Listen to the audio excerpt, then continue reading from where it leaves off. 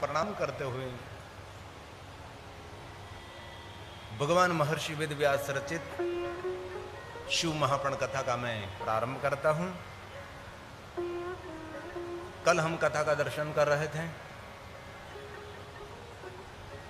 कि भगवान विष्णु जी ने नारद जी को शिव भक्ति का मार्गदर्शन किया और महादेव की कथा सुनने के लिए प्रेरित किया। कभी जीवन में अवसर मिले दूसरों को कथा सुनने के लिए प्रेरित करना, वो भी एक पुण्य है। और कथा साधनाओं की भी साधना है, कथा यज्ञों का भी यज्ञ है और कथा एक मन की यात्रा भी है। हमारा शरीर भले यहां हो, लेकिन जिस तीर्थ को हम याद करते वहां हमारा मन पहुंचता है। मैं यहां से कहूं कि धर्म क्षेत्रे महाक्षेत्रे गंगा कालिंदी संगमे प्रयागे परम पुण्य ब्रह्मलोकस्य वर्तमने। प्रयाग तीर्थ का नाम लेने मात्र से हमारा मन प्रयाग तीर्थ पहुंचता है। यहां से मैं सोमनाथ महादेव को याद करूं, इसी समय आपका मन सोमनाथ महादेव का चिंतन करने लगता है। शरीर आपका कथा स्थल पर है, लेकिन आपका मन सोमनाथ पहुंच जाता है। मैं द्वारका को याद करूं तो आपका मन द्वारका पहुंच गया। मैं गरुड़ा को याद करूं तो सारे मंदिर के दर्शन होने लगते हैं। ये स्वाभाविक है। आज मनोविज्ञान ने एक जाहिर किया है कि आपके हृदय में जैसा भाव है, ऐसी ऊर्जा हृदय में प्रकट होने लगती है। आप कोई चिंताग्रस्त हैं तो शरीर शिथिल होने लगता है, लेकिन आप कोई उत्सव के बारे में सोच रहे हैं और आपके जीवन में कोई उत्साह है, आपका शरीर बलवान, प्रफुल्लित, आह्लादित, आनंदित भाव महसूस करने लगता है। एक बहुत बड़ा मनोविज्ञान है। आप कभी नकारात्मक सोचने लगते हैं, तब आप अब शिथिल होने लगते हैं, और सकारात्मक जब सोच प्रकट होते तो आप प्रबल होने लगते हैं। इसीलिए कथा एक मन की यात्रा भी है। भगवान श्री हरि भगवान विष्णु जी ने कहा कि नारद, आपके पिता ब्रह्मा के पास जाकर स्वयं ब्रह्मा जी को कही आपको महादेव की कथा कहेंगे। और ब्रह्मा जी ब्रह्मलोक में पधारे। ब्रह्मा जी को प्रणाम किया, पिताजी को साष्टांग प्रणाम किया और दंडवत प्रणाम करके परिक्रमा की। उनको कहते शिष्टाचार। बुजुर्गों के साथ, हमारे वडिलों के साथ कैसा हमारा व्यवहार होना चाहिए। नीति शतक में, नीति सूत्रों में और शिव महापुराण में भी सही, संतों के समकक्ष हम कभी बैठते नहीं, वडिलों के सम आसन हम कभी बैठते नहीं। हमारा विवेक, हमारी मर्यादा, यही हमारी दिव्यता है। नारद जी ने कितना सुंदर शिष्टाचार किया, प्रणाम किया, साष्टांग प्रणाम किया, दंडवत प्रणाम किया, परिक्रमा की। और दुनिया में बहुत कम लोग आपको मिलेंगे जो माता पिता की परिक्रमा करते हैं। नारद जी ने अपने पिता ब्रह्मा जी की परिक्रमा की, दक्ष महाराज ने पिता ब्रह्मा की परिक्रमा की, और भगवान गणेश ने माता पिता की परिक्रमा की। और हमारा निजी स्वभाव रहता है, हम लोग दूर दूर तीर्थों की, देवालय शिवालय की परिक्रमा करने के लिए पहुंचते हैं। गुजराती गिरनार पहाड़ की परिक्रमा करते हैं, महाराष्ट्र लोग ब्रह्मगिरी पहाड़ की परिक्रमा करते हैं, 14 दिन लगते हैं। चित्रकूट में जाकर कामदगिरी पहाड़ की परिक्रमा, वैष्णव गोवर्धन पर्वत की परिक्रमा करते हैं। दक्षिण भारत में देवगिरी पर्वत की परिक्रमा की जाती है। लेकिन कभी अवसर मिले तो माता पिता की भी परिक्रमा करनी चाहिए। पिता का आदर करना हुई हमारा कर्तव्य है।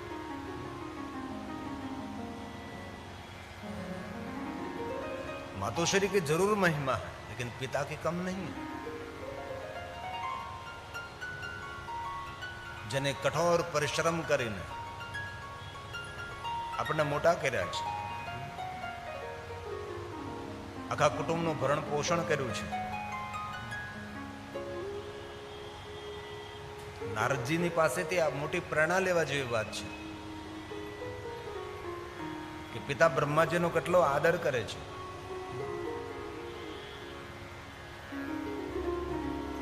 જેવી રીતે આપણા ઉપર માનું ઋણ છે એવી રીતે પિતાનું પણ ઋણ તો હોઈ શકે ને. એ તો હવે સમય બદલ્યો છે એટલે, બાકી તો પિતા કમાઈને પોતાનું ઘર ચલાવતા હતા, બાળકોને મોટા કરતા હતા, વ્યવહાર ચલાવતા હતા, આપણને ભણાવતા હતા, કાળી મજૂરી કરીને, કોઈના અપમાન સહન કરીને, કેટલી ઠોકરો ખાઈને બાળકોને મોટા કરતા હોય છે. કુટુંબનો આધાર છે. ગુજરાતીમાં પિતા માટે કાવ્ય છે. જેવી રીતે આપણે માની પ્રશંસા કરીએ એવી રીતે પિતાની પ્રશંસા કરનારું,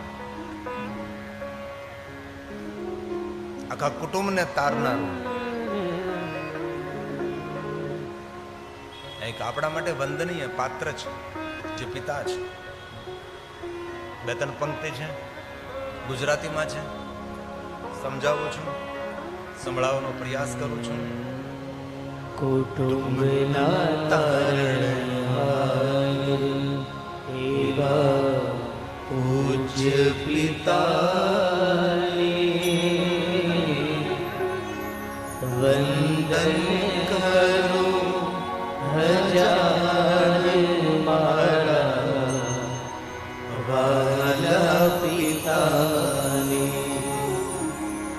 વંદન કરો હજાર મારા વાલા પિતાને. કુટુંબના તારણહાર એવા પૂજ્ય પિતાને વંદન કરું હજાર મારા વહાલા પિતાને. હવે સુંદર કેટલી ખુશીની વાત છે. પરિવારમાં નિરંતર સત્કર્મો સત્કાર્યો થતા રહે એ પરમાત્માની વિશેષ કૃપા પણ છે. એ પુણ્યનું ફળ છે. ખેતરમાં જે વાવ્યું હોય એ જ ખેતરમાં ઉગે. પૂર્વજોએ પુણ્ય વાવ્યા હોય તો તેના પરિવારમાં પુણ્ય ઉગે.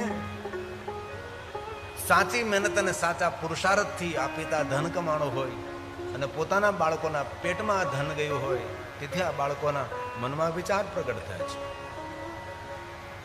આપણા માટે પિતા કોઈ સામાન્ય વ્યક્તિત્વ નથી. આપણો પ્રાણદાતા છે, આપણો અન્નદાતા છે, આપણો આધાર છે, આપણે છત્ર છાયા છે, આપણો રક્ષક છે, આપણું કવચ છે. એ તો નાનપણમાં જેનો બાપ મરી ગયો હોય, જેનો બાપ ગુજરી ગયો હોય એમને ખબર હોય કે સમાજને કેટલી ઠોકરો ખાવી પડે છે. નાવિક વગરની નાવ ક્યાં જઈને ઉભી રહે એ નાવને પણ ખબર ન હોય. જેને જેને નાનપણમાં પોતાના પિતાને ગુમાવ્યો હોય ને એમને ખબર હોય છે કે જીવન કેટલું આકરું લાગે, જીવન કેટલું કઠિન લાગે છે. એક વાત કહું કથાના પ્રારંભે, આપના ઘરની અંદર જો તમારો પિતા જીવિત હોય તો તમારા જેવું કોઈ ભાગ્યવાન માણસ આ ધરતી પર નથી. એનાથી મોટું ભાગ્ય કયું હોઈ શકે છે?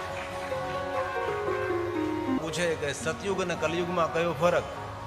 ત્યારે અમે સીધો જ જવાબ આપતા હોય કે જે કથાની અંદર બાપ દીકરો સાથે બેસીને કથા સાંભળતા હોય એને સતયુગ કહેવાય, અને ઘરની અંદર હામાં ડોળા કાઢતા હોય તેને કલયુગ કહેવાય. આ સીધો જ હિસાબ છે. બાપ દીકરો ડોળા કાઢતા હોય, બાપ દીકરાને બોલે વ્યવહાર ન હોય, આ કલયુગ. ને પિતા અને પુત્ર સાથે બેસીને ભગવાનની કથાનું શ્રવણ કરતા હોય, પિતા પુત્રને પૂછ્યા વગર નિર્ણય ન લે અને પુત્ર પોતાના પિતાની આજ્ઞા વગર કોઈ કદમ ન ભરે, આને સતયુગ કહેવાય છે. અત્યારના સમયની અંદર તો ચાર યુગનું મિશ્રણ ચાલતું એવું લાગે. ક્યાંક ક્યાંક સતયુગનું દર્શન થાય, ક્યાંક દ્વાપરનું દર્શન થાય, ક્યાંક ત્રેતાનું દર્શન થાય, અને કોઈ કોઈ જગ્યાએ કલયુગ છે તો થવાનું દર્શન. મિશ્ર યુગ ચાલતું એવું આમ ઘણી વાર દેખાય આપણને. કથામાં બેઠે તેવું લાગે તો વાહ વાહ, સતયુગ યુગની અંદર જીવી રહ્યા છે. તો પિતાની વંદના માટે ગુજરાતી કાવ્ય છે. પ્રાણદાતા અન્નદાતા પાલનહાર પિતાજી. પ્રાણદાતા અન્નદાતા પાલનહાર પિતાજી. મારા રોમે રોમે ઋણ છે તારું પિતાજી. મારા રોમે રોમે ઋણ છે તારું પિતાજી. મારું નામ થયું ઉજળું તાત તારા નામથી.